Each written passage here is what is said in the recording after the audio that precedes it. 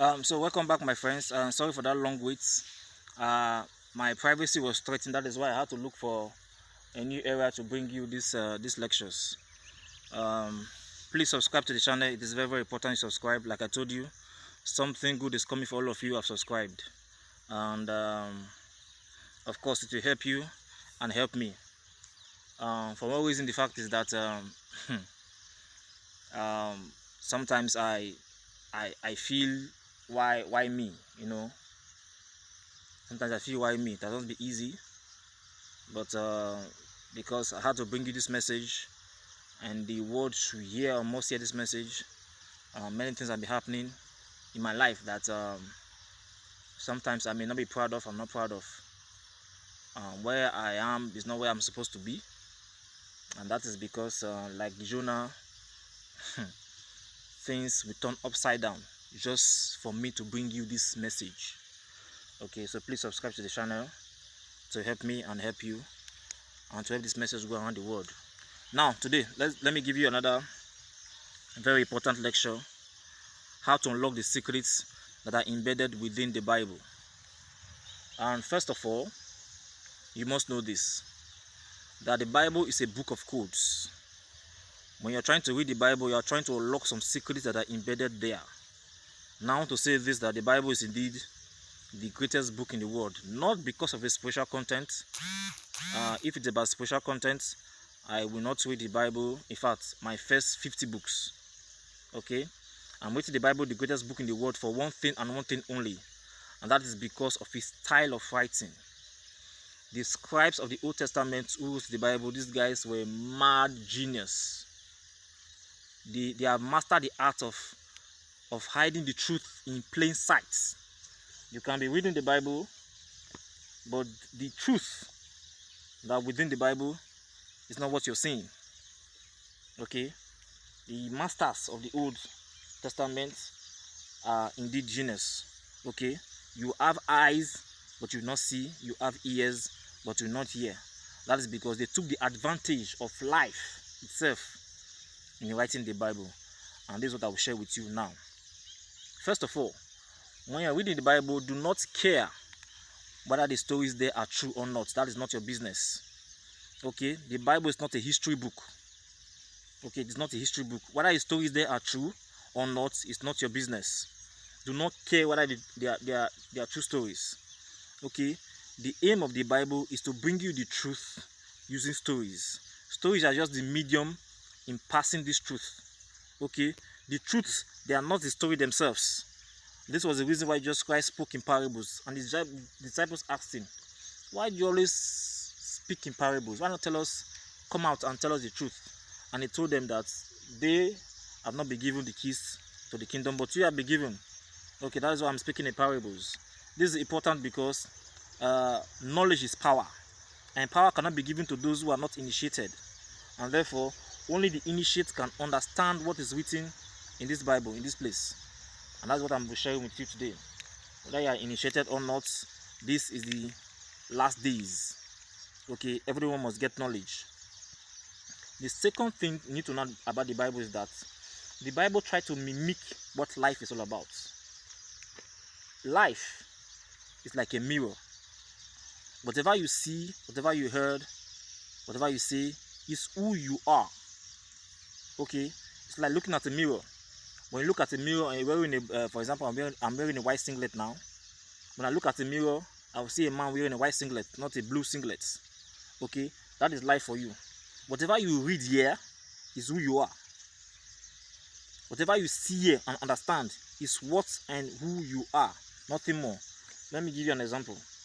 Let's go to the book of Songs of Solomon, chapter 7. Let me read from verse 1. How graceful are your feet in sandals, O queenly maiden. Your rounded thighs are like jewels, the work of a master hand. Your navel is a rounded bowl that never lacks mixed wine. Your belly is a heap of wheat encircled with lilies. Your two breasts are like two fawns, twins of a gazelle. Your neck is like an ivory tower. Your eyes are the pools of Hesbon by the gates of Bath Rabbim. You see? You see this passage? Except you don't think about negativity, except you wash your mind from every pornographic content related to women, you can never understand what the passage is all about. The scribes use the advantage. They know that man likes woman a lot. And so they use advantage to hide a secret here. There's a secret gate here. There's a key here. But you can never understand what this place is saying, because as you're reading the passage, you are thinking about a woman. The fixtures of a woman. Though this passage has something to do with a woman, of course, but because the scribes know that man has the capability, that's a sensual mind to always think about a woman, they use that ability to hide a secret here. So that is why you've heard people say that the Bible is pornographic, the God of the Old Testament is wicked, is this or that. No, it is not. It is your mind that is pornographic. It is you that is wicked, not the Bible. Okay? There's a key here, there's a secret gate here. You need the key to unlock that secret gate. If you can read this passage and not think about a woman, then you can understand it. Otherwise, you are wasting your time. If you go to verse 6, the same thing. How fair and pleasant are you, O loved ones, delectable maiden. When you go to verse 8, I say, I will climb the palm tree and lay hold of your branches. Oh, may your breasts be like clusters of the vine, and your scent of your breath like apples. The same thing. You cannot read this passage and not think about a woman. The scribes use this ability of man, this shortcoming of man, to hide a secret here. So if you must unlock whatever is here, you must be able to remove your mind from whatever dirtiness that it has, so that you can unlock this thing here. As we go further, we shall do just that. Another characteristic of the Bible is that for you to unlock the secrets here, you must be holy. That is why it is called Holy Bible.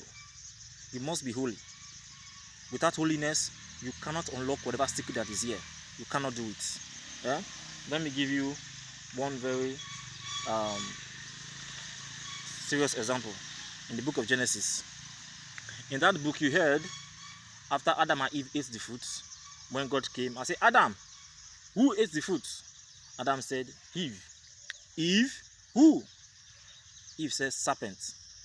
And immediately, God started cursing the serpent. That is not justice. One very ingredient of holiness is justice. One must be just at all times. That is not justice. You cannot ask this person, ask this one, and immediately start cursing the third person. That is, it means that you have a preconceived notion about that person, and that is not justice. Okay? It means that place, there's a secret gate here. There's a secret key here. There's something here you need to know about Adam, Eve, and the serpent. That the scribes, they are locking by just that one single act of God not asking the serpent. On the other hand, you cannot judge God. You cannot say God is unjust. Yes, God was very, very right to have cursed the serpent immediately. Yet, you must satisfy that question. Why did God ask the serpent? The serpent could talk. The serpent could speak. But why didn't God ask the serpent? Serpent, who told you to tell Adam and Eve to eat of the fruit I said they should not eat of? God should have asked the serpent, because the serpent could speak. He could talk, right? So God should have asked the serpent, questioned the serpent, who told you to tell Adam and Eve to eat of the fruit? But God didn't. Yet, you cannot question the justice of God, because that is part of holiness and righteousness. God is always right. This means that you now have a guideline. Whatever question that you ask, why did God ask the serpent? You must never, in that search for that knowledge, try to say God is not just. This gives you a guideline. Okay? This is one secret of how to unlock the Bible. You must at all times be just.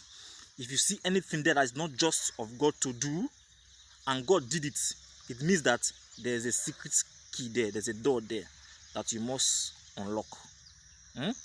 Now, another characteristic of the Bible that you must know is this. The Bible is a multi-dimensional book. That is, not all the stories happen in one plane of existence. Okay? Not all the stories there happened in one dimension. Okay? Let me give you a typical example. And this is the story of Abraham trying to sacrifice his son Isaac. Now, physically, that is not possible. God cannot physically ask a man to go and sacrifice his son. That is not true. Please, if you ever heard such a voice that comes to you that, oh my man, please take your first son and go and sacrifice, don't do it. Don't try it. That is the voice of the devil. God cannot physically ask a man to kill or sacrifice his son. That is not a temptation. Okay? You should know the ways of God. God cannot ask for the blood of a human being physically. Okay? If that story is true, then it must be spiritual. That story tried to tell you that whatever Abraham was doing to Isaac was a spiritual affair, not physical. And this is the reason why God called Isaac Abraham's only son. The explanation you heard from other preachers, they tell you that because Abraham's name was Abraham, so when God changed his name, and therefore after he gave birth to Isaac, that became his son. That is not true. Okay? That is not holy. That is not righteous. If I was a pagan before and I repented, and the sons that I gave birth to afterwards become my only legitimate children, that is not true. That is not so. Okay? It is because of this. That is why the Bible calls Isaac Abraham's only son. Okay? Because that event is spiritual. In the spiritual realm, Isaac is related directly to Abraham than Ishmael. In the spiritual realm, Isaac may be a son, a direct son, or even a grandson, while Ishmael may be a great grandson, far away from Abraham than Isaac. That was why the Bible called Isaac Abraham's only son. It's not because he repented some time ago or God changed his name. No, that is not true. That is because the story of Abraham trying to sacrifice Isaac is a spiritual affair, not physically. Okay, so these are the keys you use to unlock the Bible. Okay, at every step of the way, you must ask this question: is it happening in one dimension? Is it just? Is it righteous to do this? These are the keys you need to unlock the Bible. Okay, as time goes on, I will bring you further keys, but these 4 keys are just the major aim. Whatever you read here, whatever you see here, is who and what you are. Okay, the real stories is still embedded there. You need to use holiness. You need to implant holiness in your mind, righteousness in your mind, for you to unlock whatever stories that are embedded here. Okay, so next episode I'll give you another lecture. Giving will be the next lecture, next episode. Please, thank you and stay blessed, and please don't forget to subscribe to the channel. Thank you very much.